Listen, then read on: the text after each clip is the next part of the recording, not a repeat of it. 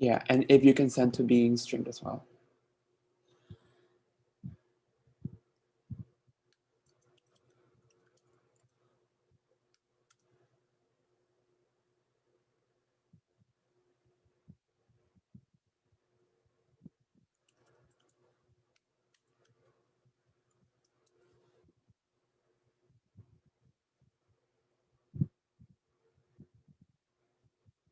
Okay.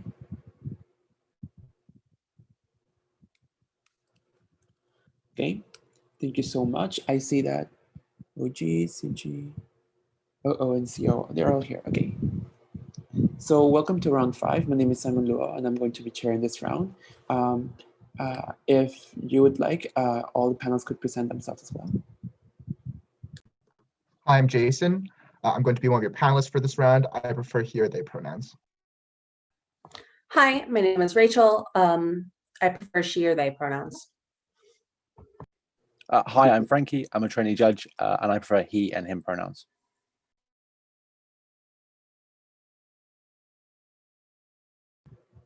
Thank you so much. I think another trainee judge is missing. If they're not here, we can just start. So I use they, them pronouns, and I would prefer if you could just address the panel as a whole.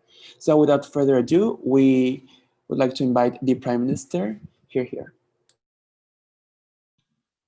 Cool. Can you hear me? Perfectly. Great. Then 1 second.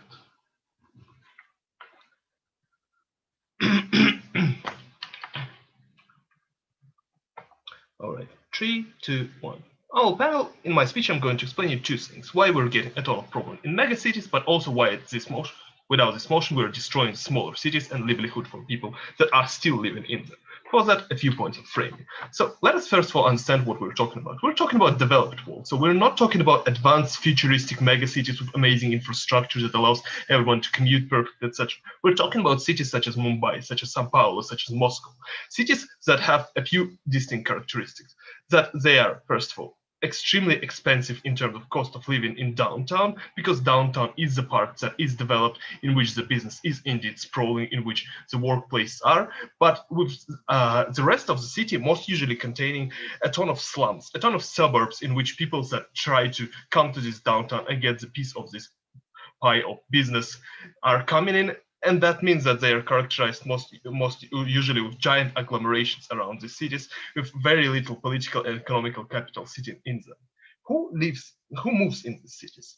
We believe that usually those people that move in the cities are more well-off, more educated people from smaller cities that believe that they have some kind of chance to win over the competition in there, and that have some level of savings that they can invest into potentially like moving to, say, Moscow and renting a flat and waiting out some time until they can find job, etc., etc., because the cost of living are so much more higher than in their city. Overwhelmingly, most of people cannot really afford that. But there is still a ton of people from all around the country that are making these moves and are moving into these big cities.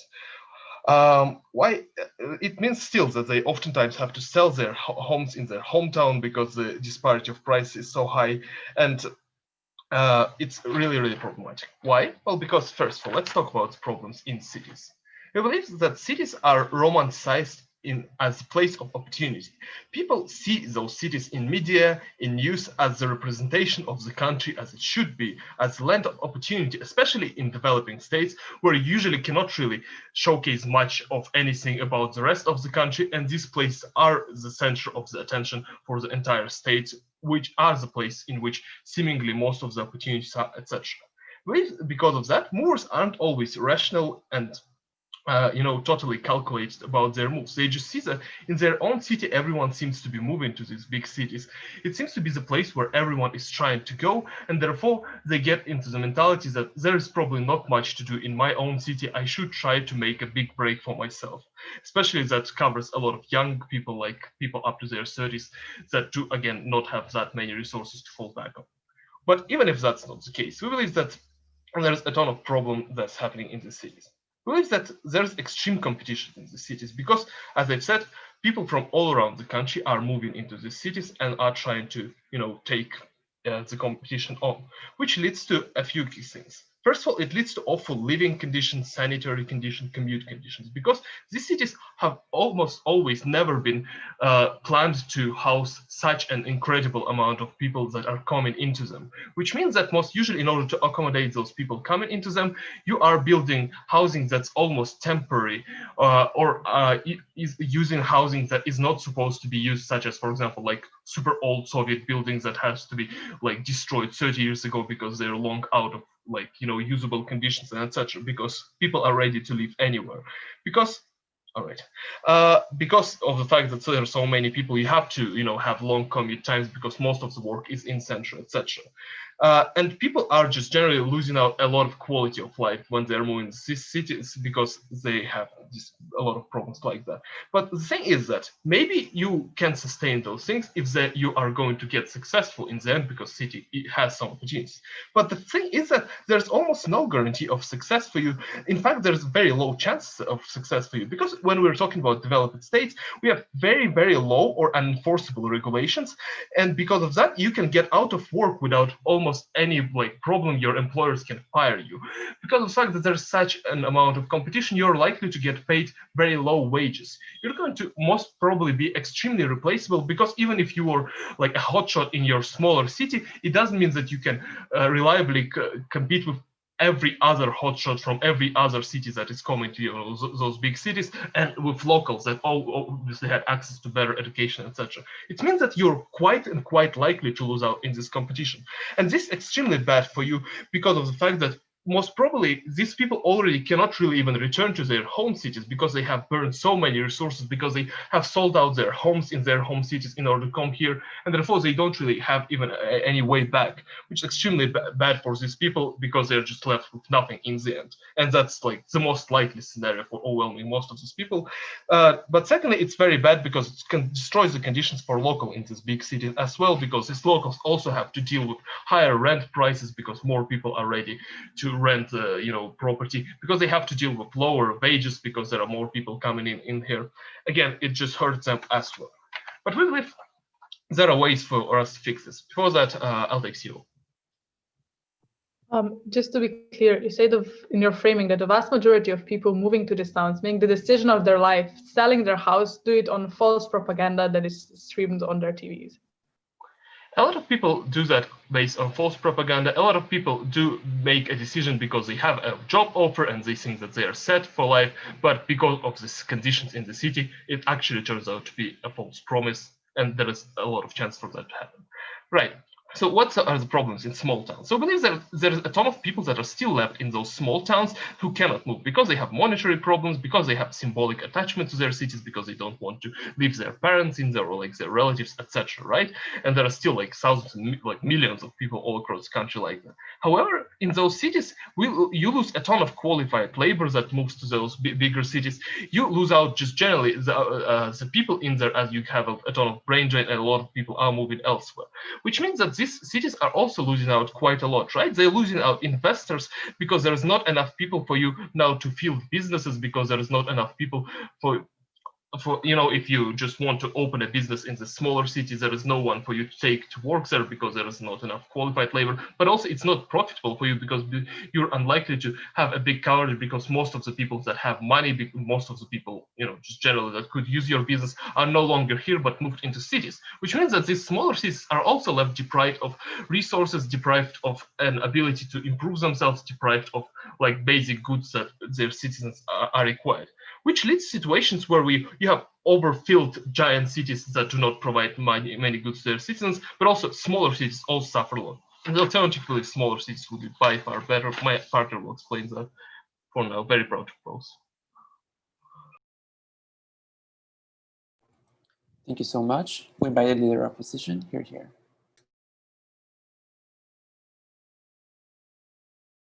Just one second.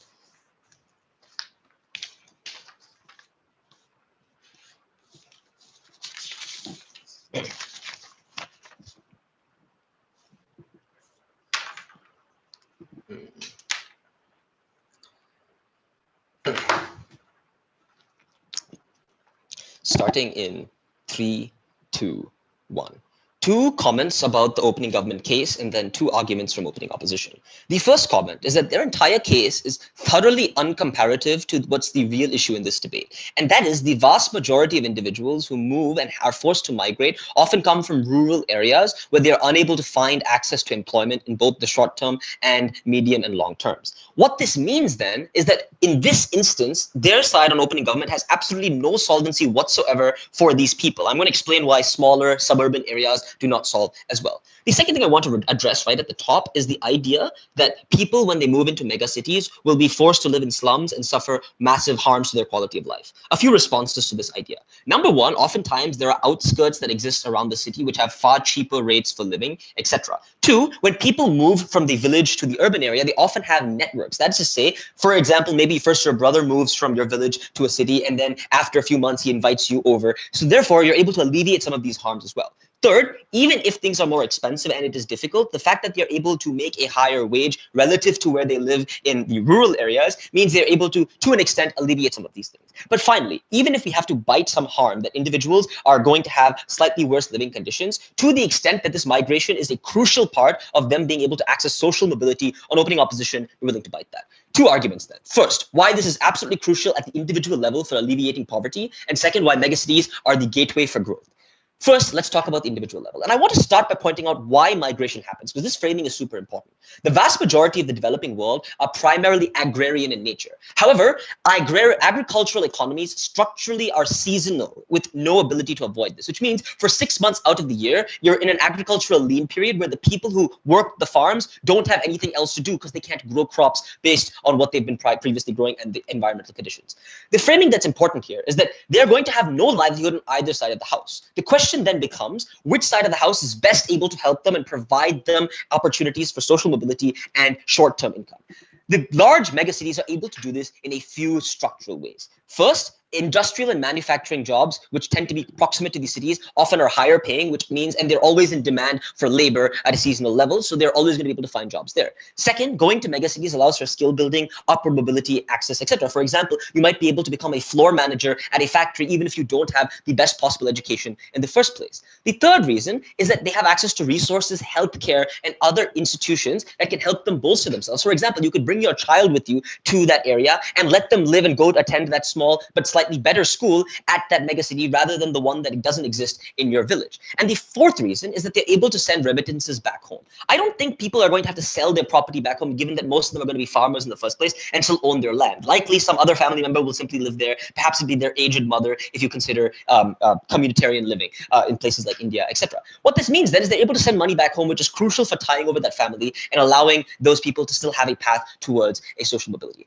Why then, on the comparative, are smaller cities, these suburban areas, not sufficient to handle this volume of change? Recognize the scale of what we're talking about here. In a place like India, there are more than 400 or 500 million people who migrate from rural areas to urban areas every single year. The point to note is by limiting certain hubs for migration, you're going to place an undue burden on smaller cities, which they cannot tolerate. Why is this the case? First, smaller cities are simply still growing, which means they don't have the same type of demand for jobs in the first place, which means there's a good chance if someone moves from a village to that smaller city, they're going to be jobless there as well. Two, these cities are less well planned than megacities. Because the governments have massive incentives to see these large megacities developed well, they spend a lot of money in terms of its development. They have great urban planning, they hire foreign architects, etc., and build these swanky buildings that oftentimes have the infrastructure and the capacity to actually accommodate these changes. This is why a city like Mumbai is the population almost goes up by 1/3 of its original population. This is why the central Maharashtra government gives Mumbai access to tertiary lands, and they're able to expand the city constantly whenever you see inflows of people. The third reason as why smaller cities are not enough is they're less likely to attract FDI in the first place, which means they are less likely to be able to have massive amounts of growth to be able to use the people that come in on those grounds. On that comparative then, megacities are the only places on that comparative that can accommodate for this volume of migration, which is why we need to send them there, not limit migration. What does this mean at an impact level? This alleviates poverty. Literally, this is the difference between not being able to put food on your table for your family and being able to sustain and tide over till the next agricultural season. At a human level, this is a massive impact. Let's move on to the second argument, why megacities are a necessary great fear for growth. What is our stance on opening opposition with regards to this outcome? We will believe that big companies or anyone who wants to invest in these developing worlds will start in these large megacities as their original destination, and over time, as they establish themselves, branch out to other suburban and rural areas. This is obviously slower as a strategy towards development, but over time, it will lead to an equitable growth across the country and across its various hubs. So in order to explain this argument, let's start by asking, what do investors want in the first place? I think there are a few structural things. First, they want to see other companies present in that location so they know that they won't be randomly expropriated by the government. Second, they need to have local knowledge to set up their businesses. This is something that you get over time. You can't get the moment you touch down on the ground. You need to be there for a few years, make connections. But the third and fourth reasons are actually super important. You need strong infrastructure. Even if land is slightly cheaper in suburban and rural areas, you don't have all the other infrastructure required to set up a strong business. For example, telecommunication lines, access to roads, etc. And the fourth and most important thing, you need access to labor. You don't know how much you want to expand your operation in this destination, which means you don't want to ever be at a shortage for labor because the government placed a restriction on movement. What does this mean then?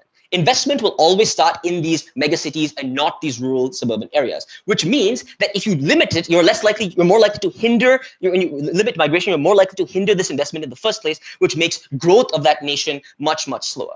Second, these urban areas are better able to these megacities are better able to actually handle the volume, as I said before, because they have this urban planning and they have the ability to handle these massive amounts of migrations and the expansion of the city in a much more faster way.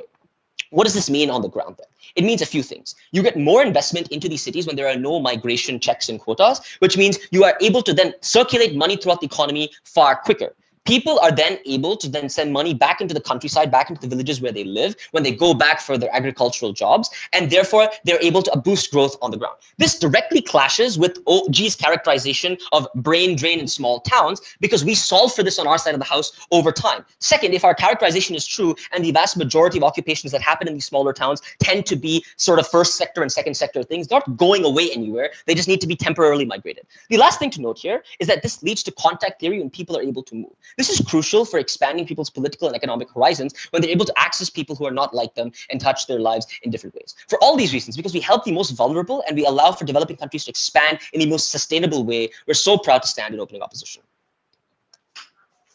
Thank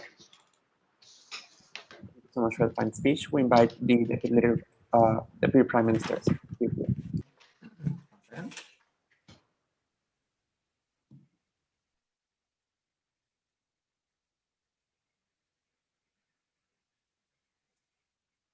Okay, let's clearly define comparative in this debate. Comparative is not about, like, we believe that people from rural areas that opening opposition talk about primarily move to smaller cities in the first place because they are closer to them geographically, because they are cheaper, they are more likely to be cheaper, they are more likely to be welcoming to them, and therefore rural migration from rural areas already in most of the cases happens to smaller cities, and after our motion it will primarily, like, most of it will still go to smaller cities, and it's okay because smaller cities are not what opening opposition characterizes you. It is, those are cities like with population of 500,000 or 1 million, for example, in some cases, and they have infrastructure, they have certain electricity, water and stuff like that. It is not a rural areas that we are talking about in this particular case, and we believe that therefore, the comparative in the first place is extremely unfair. They also claim that small cities are, for some reason, unable to accommodate all of this growth. But we show you why smaller cities actually require all of this population growth in order to be economically developing. It is a prerequisite for them as well to economically develop. I will explain it more in my future material.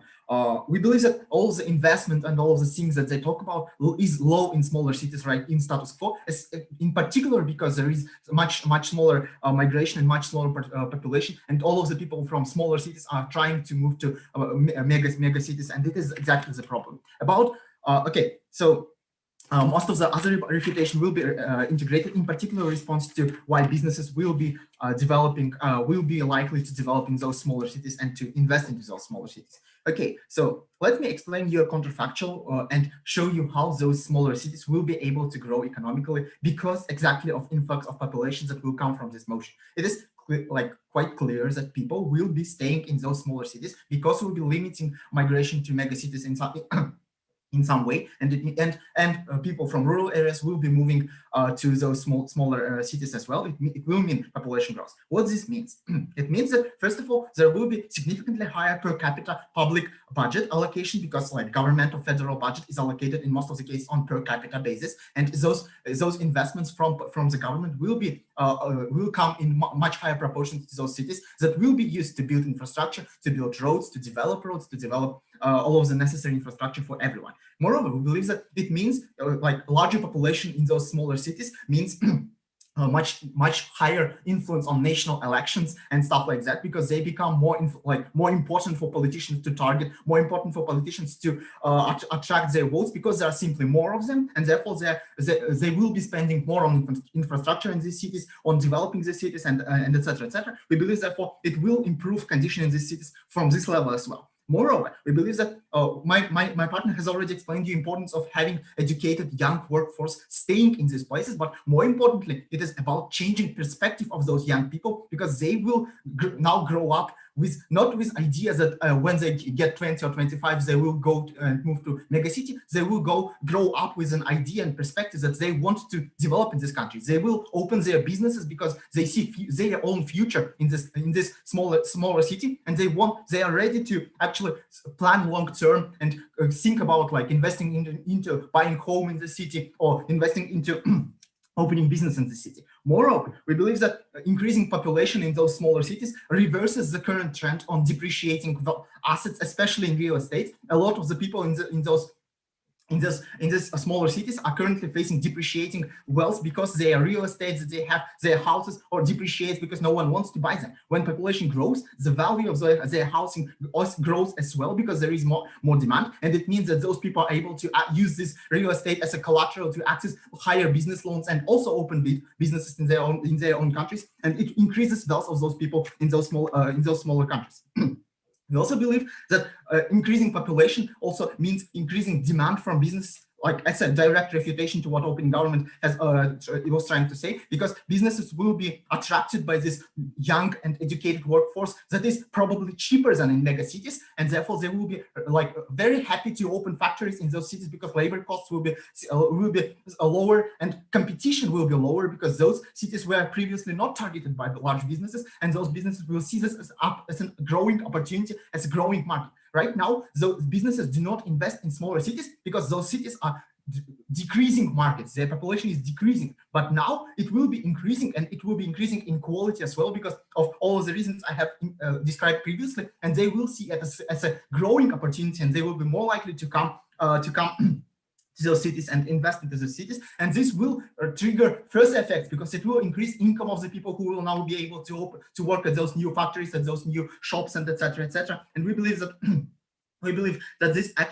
all of this has compounding effect on the future more longer term growth of those smaller cities that will become important hubs in the economy of the country. We believe that importance of those smaller cities for economy is immense, because like, first of all, comparative is having people live in slums in a much significantly worse economic situation than in those smaller cities in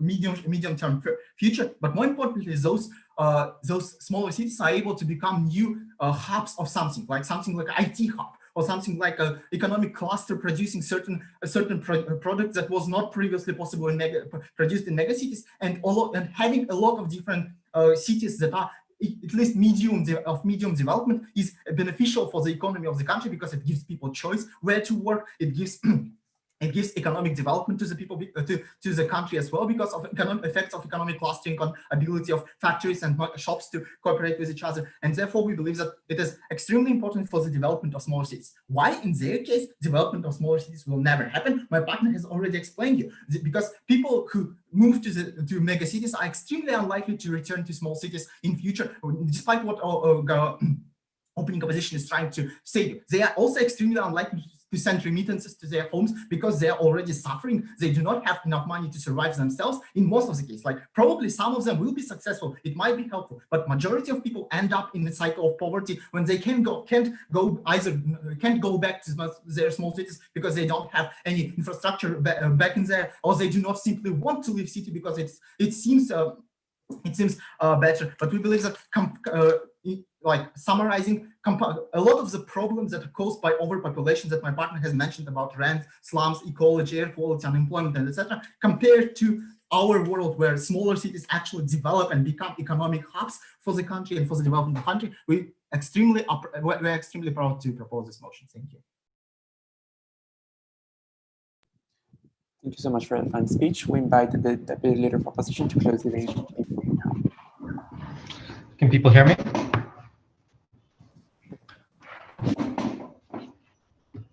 Sorry, was that yes, no?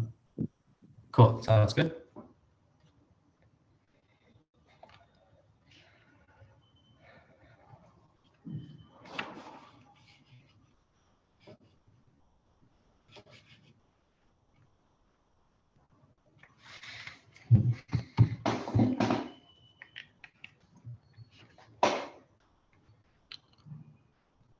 What opening government fails to recognize is that megacities may be bad, but the rest of the country is a whole lot worse. That the opportunities for any individual who wants to have any sort of life outside of the agricultural season, which is where 70% of people in the developing world actually live, and not the very small number who live in small cities, is ultimately where the debate lies in this debate. Opening government's very best case scenario is that they can prove that individuals are better off when they don't move to megacities. I'm going to rebut this, and then opening government will be out of the round entirely. The premise of opening government's main idea on this individual effect is a very weird characterization, whereby the people who are moving are the richest, who have the most wealth and the most prestige and the most information living in small cities, but somehow they move to jobs that are so terrible, that have so much competition, that live in slums, because for some reason they're just fooled by information. CEO points out the absurdity of this in the POI. Viggy does you one better by telling you how they have social networks that give them information. And third, and most finally and damningly, I just think that there's a lot of a lot of information out there in terms of companies trying to attract workers, as well as people who are trying to keep their people in the job and say, we don't want you to leave, and therefore they give those kinds of information. If they say, you don't understand how the workforce is, if they want to keep people there, they will provide that information. So people do have countervailing facts. And fourth and finally, if they really want, if they hate it so much, they leave, they will come back and they will tell other people, this was a really bad idea, don't go to the city in the first place. I think the fact that they don't, the fact that you still see so many people doing this in the first place,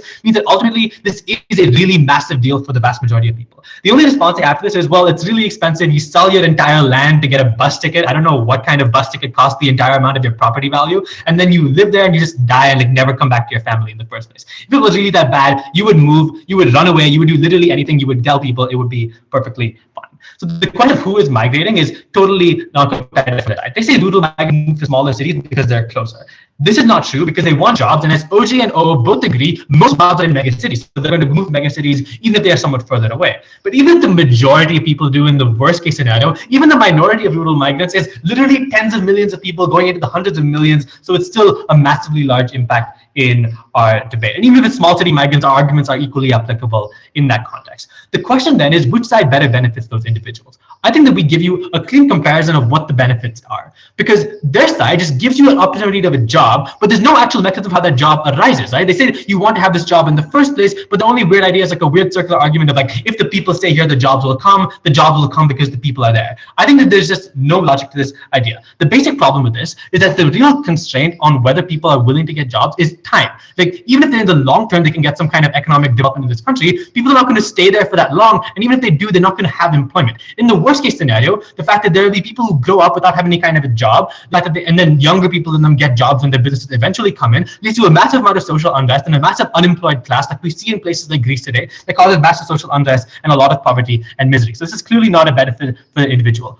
In comparison, we told you about the benefits of having things like access to schools, which are much better for your children. They give intergenerational mobility. The fact that you can send remittances, because even though you're not earning that much money, you're still earning much more than your children are, and your family is back in a smaller city where there is almost no job in the first place. So there's massive scope for intergenerational mobility in the first case. So if we bite the worst case harm, that this really job is so shitty and you're really like having the worst outcome of your life, your children still have a better life than you, we're still happy to bite that harm. We don't even think they get that harm, because ultimately their quibbles are like, the jobs are not secure, slums are not nice to live in. This is so uncomparative to what the vast majority of people actually are living in, right? Like, it's a comparison as a slum in a smaller city versus a slum in a larger city. At least a slum in a larger city has much more access to things like schools that are better, hospitals that are better, because they have much better infrastructure in the first place. This is a comparative debate. OG did not fail to engage that. So we are clearly better for individuals, because if the worst case outcomes, if you have a shitty job but your children are living better lives, it's still better for you in the worst case scenario.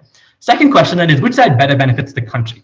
I think we take a long-termist view of development in two key ways. The first is our framing that investment comes through megacities and then diffuses to the rest of the country. This framing is key because if that means that we prove this is true, that we ultimately get better development in smaller cities and rural areas, regardless of what OG's argument is, because ultimately it means that we get this incentive that they talk about. Like, we agree with them that it's nice to set up in small places because they have like cheaper land and so on. But the problem is that this can't happen in the short term because they don't have the local knowledge to set up. They don't have the connections to set up. They don't have the confidence in infrastructure. They don't have the confidence that their property won't be seized. These are all binding constraints, and the only response that OG has to this is they want a young and educated workforce. See, they don't want an educated workforce because these are often low-skilled jobs like factory work, which means that they want a large and cheap labor force, not a young and educated workforce. And secondly, I just think that in the worst-case scenario, even if they wanted this, they don't have the capacity to set up in smaller cities in the first place. That means that OG has literally no capacity to benefit smaller cities in the first place. In contrast, we give them the scope to move in a couple of years. I mean, even if it takes somewhat longer, we get a more sustainable outcome in the impact. We attract more businesses to smaller cities.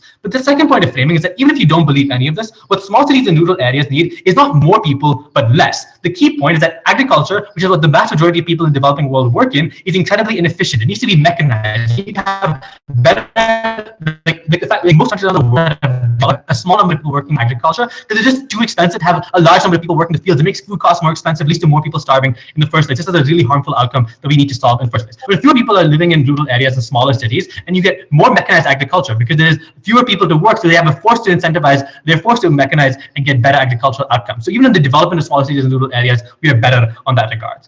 Thirdly, let's talk about how smaller cities, smaller cities will get better money. But first, I'll take a POI from CG. So this diffusion of investment over time argument just requires a city existing. It's not clear to me why that city has to have 10 million versus 1 The million. reason why it has to be a megacity is because that's the megacity that has, firstly, many other FDI companies existing, so that you have a large confidence that your property won't be expropriated. Secondly, it has the most foreign people in it already, so you don't need local knowledge to set up factories there. You have other people who have set it up in the first place. All reasons that Vicky told you about wasn't responded to. Then these small cities will get money, and that's a good thing. They have no political power, they have no political power to get more money. Secondly, even if infrastructure can be built, time lag really means that this is not actually going to benefit them. And finally, small cities and rural areas already have the majority of people in developing countries. The political margin is totally non-unique. The major problem is that small cities will literally collapse under the weight of migration in their world. They literally cannot handle the kind of migration that will occur in their world. We get a better developed country. This is the most important question in this debate. But finally, I want to talk about contract theory, because I think the basic idea that OG misses is that there is a large social benefit to having people from diverse backgrounds move in megacities. The basic idea is that megacities are super diverse and have a large melting pot of people from different backgrounds who have not actually interacted in the past. So you don't have necessary signals of like, is it a defined caste hierarchy? Is it a defined ethnicity hierarchy? So you have much less homogeneity and much more scope for people to move up, especially if they come from lower castes and oppressed minorities who otherwise wouldn't have the opportunity to do so. What this means is those people who wouldn't get jobs in OG's world because of a defined social hierarchy that denies them access to jobs are able to get jobs. So even if in the worst case scenario we have to lose all the benefits about benefiting the economy and individuals as a whole, we benefit the most vulnerable people because those are the ones who can get jobs in cities where no one knows them and no one knows their caste. That's what's the most important question in this debate. We help the countries as a whole. We help individuals. We're very proud to stand on opening opposition.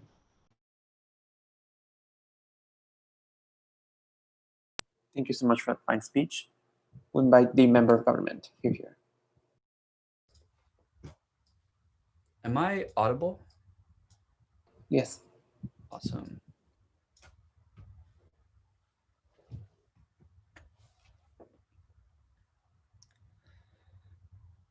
On closing government, we're going to go further than a description of the ills of megacities of OG and explain the mechanisms by which more migration to megacities necessarily leads to less investment in megacities over time, not more, and why the political capture of these megacities means that they suffocate smaller cities by kneecapping the ability of the government to ever invest in any other part of the country because of the political sway of that megacity. First, I want to deal with OO. The first thing they say is that people come from rural areas where they can't find employment, agrarian economies are bad, we want remittances, etc. This is an argument for finding people jobs somewhere. But our claim is that on our side of the house, this happens in second-tier cities where those jobs actually exist for them. We're going to explain how that's impossible on up. The second thing they say is people make more perfectly informed decisions. So it's not clear to me why people are moving if they didn't know already they were going to get a job. It's quite costly to move, I think, and it's quite costly to move twice. So I do think that people take a risk to move into these cities and often can't move out because it is expensive to do so. But second, I do think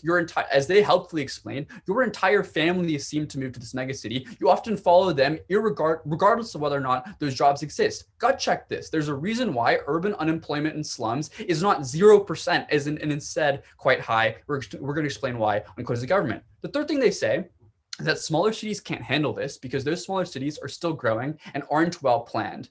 One, I don't think Sao Paulo and Mumbai are particularly well planned. I don't think those slums seem to have an organizational structure that makes sense to me. But second, the reason why these smaller cities lack investment is because the state fails to endorse or make investment attractive in those cities to begin with. Investors don't invest in smaller cities because they worry that public funds dry up or won't exist. They worry that they'll build a factory place in a place where there's no water or crucially no labor because that labor has been encouraged to move out from that place. We claim that the political dynamics of countries with megacities means that second-tier cities will never possibly survive. The last thing they say is that diffusion of investment requires time, so you want to set up in a megacity and eventually diffuse. The problem with that characterization is that time has already been spent. These megacities already exist. The question is, what's next? And this argument from OO seems to imply what's next is diffusing to second-tier cities, etc. The question is that possible? We think that by encouraging more people to move into those cities makes it much less possible. But first, let's talk about the economics.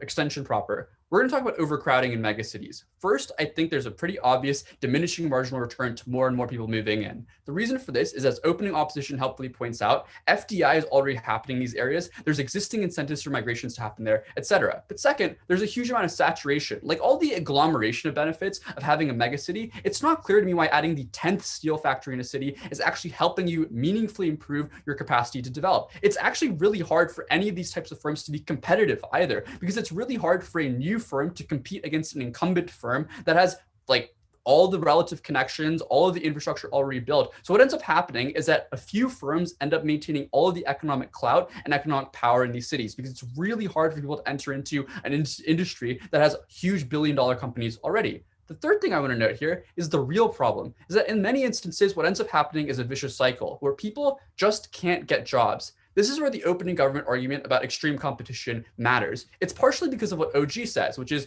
you have to build a lot of slums and that's particularly bad. But more importantly, there's literally no turnover in jobs that these rural people are qualified for, i.e. like the factory job in the neighborhood that you might hold. Because what ends up happening is that people in cities never give up their jobs because there's a real concern that if you quit, you will never find a new job because there are millions of people in line. And crucially, the state seems to be encouraging millions of more people to come into the cities. What ends up happening? Any newcomer that does end up coming into these cities doesn't have access to any real formal economy job. They end up going into these informal jobs, like they work for their uncle, they work for the family member that they followed to go there in the first place. Here's why this matters. It's true that right now there might be jobs that are currently existing. Over time, those jobs go down. But importantly, it's also true that there's currently investment in these cities. In the long run, this probably reduces investment in these cities for a crucial reason, because as more and more people start entering into informal economies, which is why if you think about what slums look like right now, most people are not working for a corporation, they're working for their neighborhood, like rich person. What ends up happening is there's very little taxes in these areas. It's very hard for governments to raise revenue in slums because nobody's working in a formal economy. Nobody's working for these huge multinational corporations that opening opposition wants, at least not the vast majority of people. Problematically, this is the type of thing that strains the budgets of cities such that they can't provide public goods. They can't provide infrastructure. They can't provide water, electricity, or the infrastructure necessary for factories to survive. Here's why that matters. One, it's okay. Also, this is the type of thing that opening opposition seems to agree with. When they say these are the networks that people move to cities in search of or following, those are the networks that are precisely the networks that hire informally. Because you realize your nephew doesn't have a job, so you try to give them cash on the side by doing a small job. This is why OO loses, because megacities eventually die under the strain of this population. They literally lack the capacity to build infrastructure outright. But they say, and that means that it's more likely that foreign companies don't want to invest. They say foreign companies will build the infrastructure. That's not true. They'll just find a city somewhere in the world that has this infrastructure and crucially can sustain that infrastructure over time. They go to the United States, they go to Europe, they go to Southeast Asia, they don't go to Brazil, they don't go to India. I think that's really problematic for them. Before I move on, I'll take a POI from CO. You give analysis as to why people are already more likely to move to smaller towns because it's culturally closer, because its area is closer, because it's smaller and there are more opportunities. So why do these risk-taking people who go to mega cities suddenly stop doing it when it's illegal? No, they don't. They don't stop moving on our side of the house or their side of the house. The difference is that we slow the rate by which people move into megacities such that they can actually accommodate strain and have jobs available so that people participate in a formal economy, not an informal one. Last thing I want to talk about is political capture. It seems obvious that the people who are in charge of these small incumbent firms in megacities control politics in developing countries because they're the ones who can bribe the most. They're the ones who have the most money. They're the ones who employ the most people. They're the ones who seem like harbingers of future development. The reason why this is problematic is because politics becomes exclusively about those megacities because those are the ones that are currently providing economic benefits for the country. Here's why that matters. It makes it impossible, practically impossible for countries to ever make investment decisions that are not specifically tailored for that megacity. They constantly have to service the problems of their slums, but importantly, they constantly have to cater to these very rich and very elite individuals who are controlling the livelihoods of tens of thousands of individuals on the ground right now, and who are the only ones who are possibly providing tax revenue to the government and potentially to corrupt individuals in power. Problematically, that means it is structurally impossible for countries to ever invest in second-tier cities or smaller areas because they don't have the political capacity or wherewithal to do so because they're captured by the political elites in megacities. When you make it less likely that those people are employing literally everyone in your country, you make it more likely that politicians can make decisions that help everyone in a country, not just those in megacities. For those reasons, we're very proud to propose. Thank you so much for that fine speech. We invite the member of opposition. Here. Can people hear me? Yes. Okay, perfect. Starting speech in 3, 2, 1. I think broadly we agree with CG's framing. I think there are incredibly powerful incentives that make people want to move to megacities, but I don't think anybody in this debate so far has explained why this policy shifts incentives so much that people don't still try and move illegally. I'm going to do a few things in this speech. Firstly, a bit of framing and characterization, then the effect this will have on illegal immigrants, and then lastly, how this is going to worsen interethnic tensions and make the state building process a whole lot harder. Okay, framing. Who's moving on our side? Well, it's people who have made the personal calculus that migration is in their personal best interest. But also important here is that these people, because they're taking on a huge amount of risk, we heard that there's costs associated with moving. We've also heard the fact that people are often unsure how much better their living conditions are going to be when they move. We can be reasonably sure that the people who are moving probably look like people who are escaping a life of subsistence farming to attain a living that it is at least somewhat reliable, somewhat stable. They won't starve if there's one bad winter and all their crops fail, and they don't have any opportunities currently for any kind of accumulation of wealth or any access to social mobility. Otherwise, these people wouldn't be undertaking this huge amount of risk to attempt to move in the first place. I think because of this, I think it's likely that if they do move and then the conditions are bad, I think we did hear some responses about oh, people can't move back because it costs a lot to move. I think the costs associated with moving are likely going to be the cost of getting established in a city where you have to actually pay your way, right? Because most of these people are likely coming from rural communities, probably communities where they have a family home. I don't really see why there would be a barrier to them moving back if conditions are super terrible. I think the people who are moving and the people who are staying are people who were willing to accept the risk because the opportunities were so much better that it overcame their aversion to risk. I think because of this, because people in the developing world are not stupid, I think life kind of has to be better for this decision to make sense. I think a lot of what we hear, especially from OG, relies on people making a really bad choice on purpose. And also this point about, oh, you're just siphoning people from smaller cities. I don't think that the standard of living is going to be so sufficiently different in a small city versus a big city that it's probably worth undertaking this huge amount of risk that we hear about.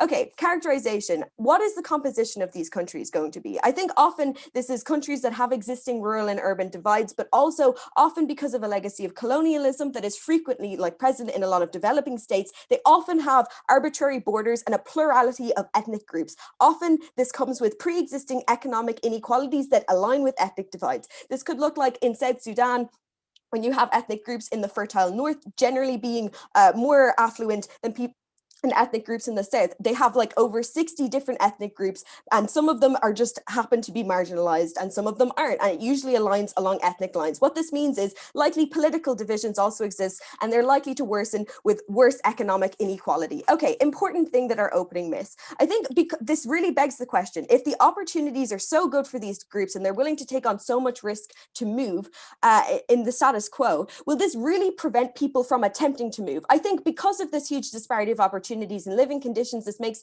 it very unlikely they won't still attempt this. They're going to pursue illegal migration. People do this in even more difficult situations like international immigration. What does this mean? We agree with opening that the policy will act as a deterrent for some people, but many people will still pursue illegal immigration. Many people are already taking on a huge risk. What happens to these migrants? I think there's two scenarios. The first is they get caught and penalized by the authorities and they get deported. I think this is a huge effective fuck you to the entire rural community and to their ethnic group specifically, who have often been systemically deprived. This is going to lead to a huge amount of mistrust and fear of the state apparatus. Second situation, illegal immigration happens anyway. The same harms that OG claim exist for poor conditions. However, when you're off the grid because you are committing a crime, you have removed all legal recourse for these people to pursue poor treatment against them. It means that any bare minimum laws or protections present to protect you as a worker, you can't access anymore. It means that sweatshops get worse. It means that housing conditions get worse. It means that pay gets worse.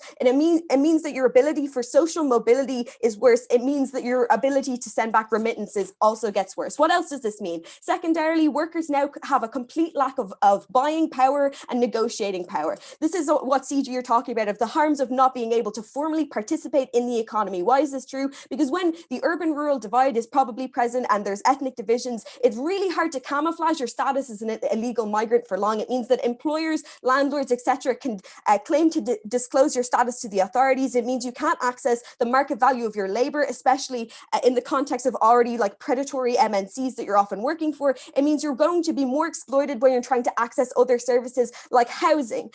This also probably means people who have legally migrated will face the same kind of discrimination that you do, because people will just assume they're another illegal immigrant, because people tend to stereotype and tensions are likely already present. I think this also means your access to state services is completely cut off. When you're constantly at risk of being discovered and prosecuted or deported, you're going to tend to avoid prolonged interaction with state institutions. This looks like schools, this looks like hospitals, this looks like any arms of governance, this looks like not voting or being politically engaged at all and being deprived of government resources that groups need the most because they're often deprived. This looks like less interaction and reliance on state institutions. It means less political engagement, more disenfranchisement, less state buy-in. Overall, this policy is incredibly alienating among class and often ethnic lines. Even if it 100% works and nobody immigrates, you still appear to be optically locking these people out of full integration into the nation state. Why is this so important? I think you're exacerbating a fragile relationship and fragile inter-ethnic relationships that already exist. You're further entrenching existing divides. If there was an economic disparity between ethnic groups before, now it's just way worse.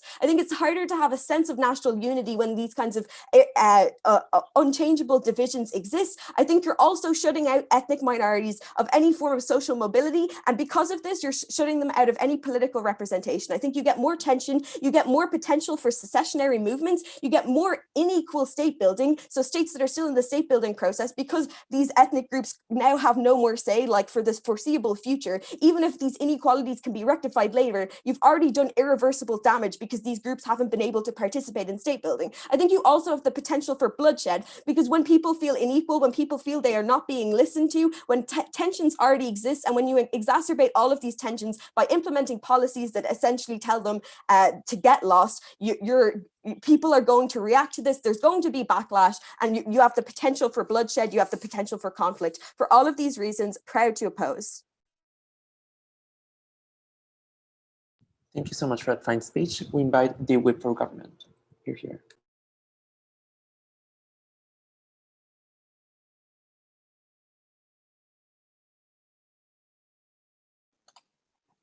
Okay, can everyone hear me? Yes. Okay. Great.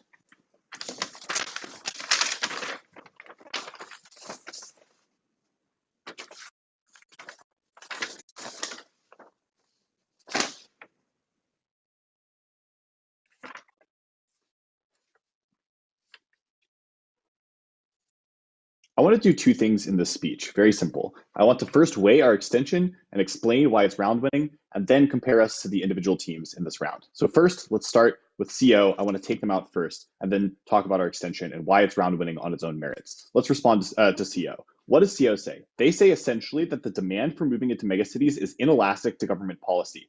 There's a huge oversight in their argument when they assume that the mechanism by which a government would enforce or try to induce the reduction in rate of a movement to megacities is necessarily punitive rather than a positive incentive to stay somewhere else. Look, their own analysis about why all the policies of punitive measures like deportations would be really bad is a great reason why the likely instantiation of this policy is you pay people to stay in rural areas rather than you punish people who try to go to megacities.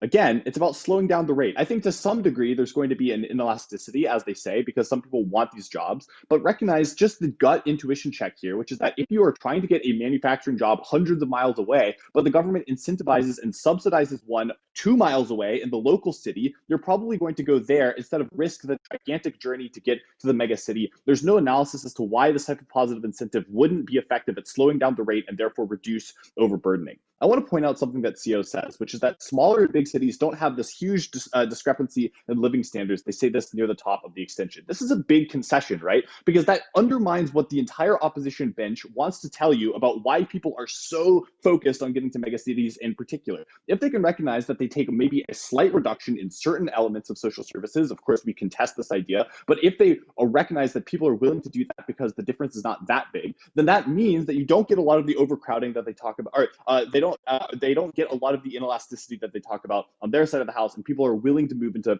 smaller cities if it is subsidized. They say a lot of things in the second half of the extension, but much of which are very fast and poorly warranted. So let's just deal with a couple of things that they could maybe talk about in WHIP to a greater degree.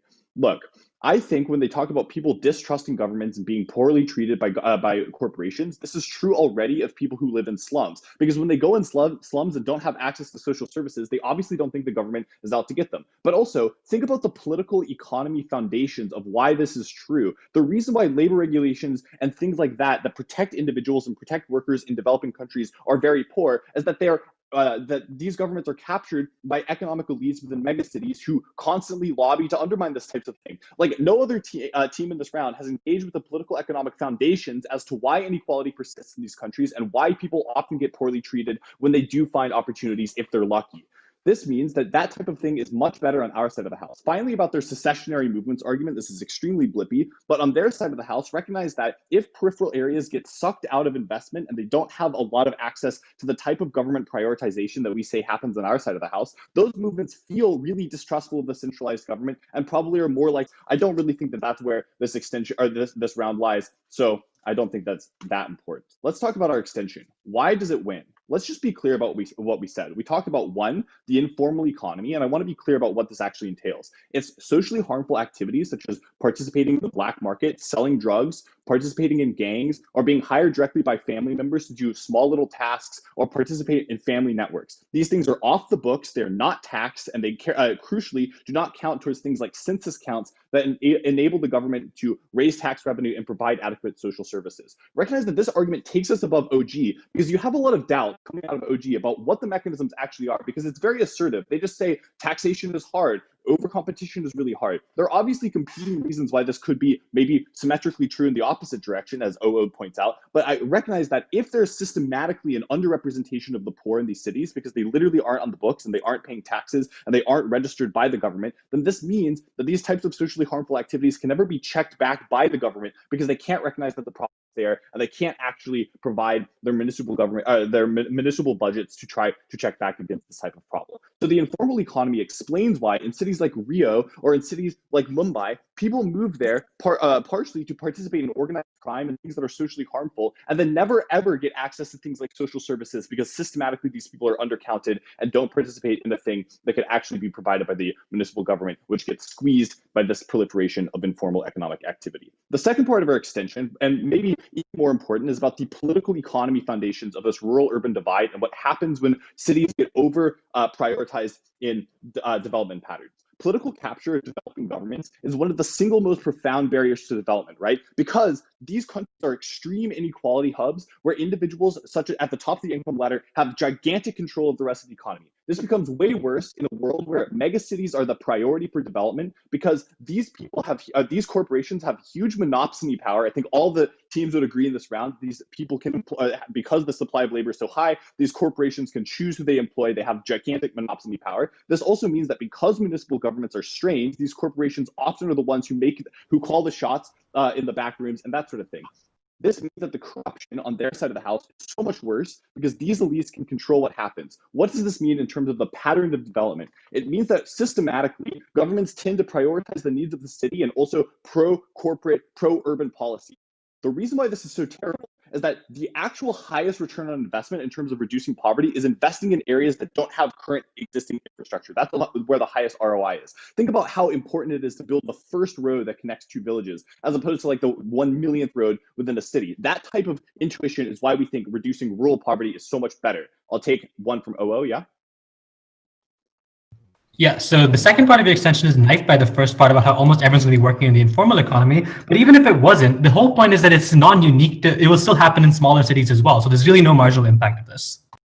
No, the reason why it's less important in smaller cities is that it's more dispersed. It's not these multinational corporations that have the power to petition and capture the government to the same degree. It's probably a variety of firms that are competing with one another. Plus, even in the worst case here, it's more dispersed across the entire country and not concentrated in one area. Let's talk about OO and compare us directly to them. They made 3 claims, I think. One is that seasonality implies that restrictions in migration will make people be stuck in smaller cities. I think the dispersion of smaller cities makes this argument like really overstated. The argument literally that these cities will, quote, literally collapse, I just have my doubts about this. Second is they say after moving to a megacity, you then move out to peripheral areas. This is path dependent on the idea that you actually get enough money in the megacity to move out to these suburban areas and buy land. I don't think that they prove that argument insofar as that is true. They don't also prove the access. Third is they talk about things like basic access to things like schools are better in mega cities. I think this is adequately dealt with by the other arguments to make it sufficiently not strong. What we do to OG is mechanize the arguments about why individuals will not systematically have access to things like labor markets stably in the long run. The arguments that they have probably just reflect the political dynamics and priorities of the government, which is why if we explain what those priorities are, we control the avenue into these types of arguments. And that's why our extension is round winning and takes us above open.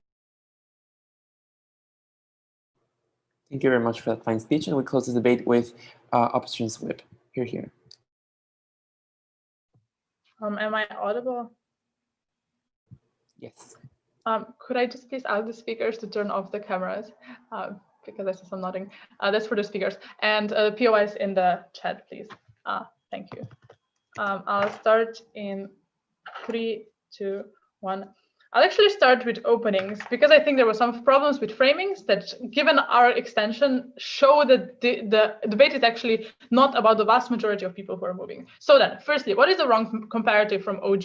They say that if they limit how many people can go to megacities, then people are going to go to smaller towns. And then they give all of the reasons as to why smaller towns are better, or like even 1 million per capita people towns are better. We say that if there are so many more opportunities there, if it's culturally more similar, if it's closer in the area, if it's clearly so much more potential for jobs, clearly rational people are already going to go to those smaller towns where investments happen anyway to a greater extent. They're less likely to be put in slums and all of that. We can agree with all of that. We're not contingent on people still moving. And we tell you exactly that is why the rational people to the vast extent are going to go to those towns. This is why this debate is about the risk-taking people who think that going to mega cities is the only thing that can start their career, where they can start working normally, or those who are not informed fully or have like the wrong portrayal of what is happening. This is why maybe the specific framing for OG was to some degree right, because it is a very specific person who wants to go to a big mega city. This means that maybe they're going to be well educated, maybe not. Maybe they're going to be very informed, maybe not. But the common factor to all of the people who are already going to mega cities is that they're risk taking.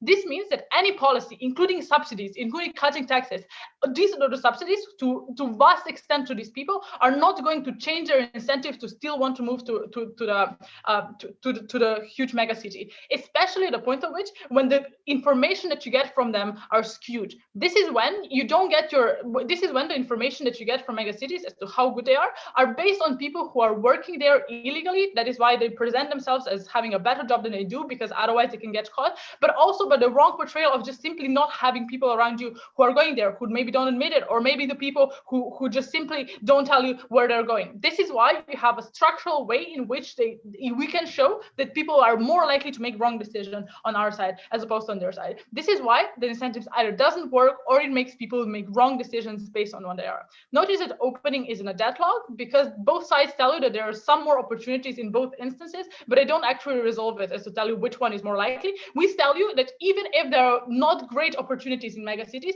it is still better for people to be there legally than it is for them to be there illegally. This is why we win this debate and sidestep the clash that they have. So then, why do we tell you in our extension, not responding to by CG because apparently we talked too quick and that was the reason for it. We tell you, one, is that the people who move there are more likely to actually be in better conditions when they move. So if at least there's still significant number of people who move there, I think it is more likely that they're in better condition. So why is it so? We tell you there is literally no benefit of you being closer to a school, you being better to a hospital, be closer to all of the infrastructure if you cannot use it. And we tell you cannot use it in the case that you're there illegally, in the government is going to prosecute you, in the case that you go to hospital, in the case that everybody knows that the job that you're doing is illegal, in the case that you're trying to get any access to unemployment benefits or anything like that. This is why comparatively people who are there are in both cases in not a good situation, but they're a bit better in our case when they have access to all of the infrastructure. Secondly, I think that at a point at which when you start this illegal economy, right, when you have to, the only way for you to be able to find a job is to do it illegally, because there's literally no other way that you could do. I think it is, what you do is you start doing it in this way, right? People get used to this kind of economy. People create structures in order to sidestep what the institutions are telling them. They also are probably providing things cheaper because they're not taxed and so on. This is when we get impacts from what CG was talking about, starting the illegal way of gray economy that people get used to, people prolong, and this is what the economy is based on in the slums, in the parts of the town that are not. I think that it is significantly easier on our side for people to start small businesses that are not necessarily legal, to get employed maybe as something that is not a high educational level, like maybe start in a factory or something like that. It is a bit easier on our side, meaning that it is easier, more likely for us to not start this huge gray economy, which everything then is based on in the future. I think this is crucial because we're talking about developing countries where they're literally based on growth and being able to create institutions that people trust in. In the case that you literally, the only way that once you're in a town, in a city, to work in this kind of a way, people lose the trust, people don't believe that it functions, people don't want to participate in this kind of a way, or simply lose the belief that this is something that is going to work good in the future. But also in terms of the number of people that they come, because CG at to response to my POI, they said that they're more fine-tuning how many people comes in so that we have time to create infrastructure. Look, only on our side do people make better choices in the first place. They have more information from real news, they have more information from their relatives who went to the cities, and they can do so not on the basis of having to hide what actually your job is or having to hide what your situation is. This is why people start making better decisions and are thus easier to manage. There's a problem either way, but I think it's to some extent better in the cases when people can actually make good decisions. Lastly, about CG talking about better planning from firms, I think at the point at which their multinationals have big data resources, I think very likely that they do good planning anyway, no matter what the policy is and how many people are moving around. Lastly, the thing not responded to about rural and urban divides. Before that, I'll take opening. Lots of people can risk living in slums. Now they risk punishment and far worse conditions by your case. Why would similarly many people choose to illegally enter a 10 million city with marginally better opportunity instead of 2 million now growing city, which is still cheaper and closer? Firstly, because they're risk-taking. Secondly, because the portrayal of slums is not true when the stuff that's happening there is illegal, because they can victim blame or because they simply cannot tell the truth of how bad it actually is. Comparatively, it's a bit better when you're legal and you're there. So stuff that's not responded to, urban ethnic divides that are very often correlated when you're in less developed countries, which means much more difficult for you to nation build, much more difficult for you to expose people to different backgrounds and to see how well they can actually work together. In a case that one group is always illegal, even if you can meet them, this means much more difficult to build institutions, much less trust, much more difficult to have good democracy in the future. Comparing us to opening opposition, I think I have two assumptions that we don't have to be based on. One is they assume that there are good opportunities in mega cities. We show you that even if they're not great, as long as you're there legally, it is easier for the people on our side. So we're not contingent on that. Secondly, they say that when you're closer to infrastructure, that then you're necessarily in a better condition. We also showed to you that the most important thing is to be able to have legal access to it, as opposed to just being close to it. So I think proximity doesn't matter. Being there legally, being there where government supports you is a more important thing. For those reasons, CEO. Thank you so much for that speech, and thank you everyone for this nice debate. Thanks, everyone. Thanks, everyone. Do people know, do we leave this Zoom call? Yeah, this is a closed round, I think. I know it is a closed round, so yeah. Yeah. Sorry. All right, bye, everyone.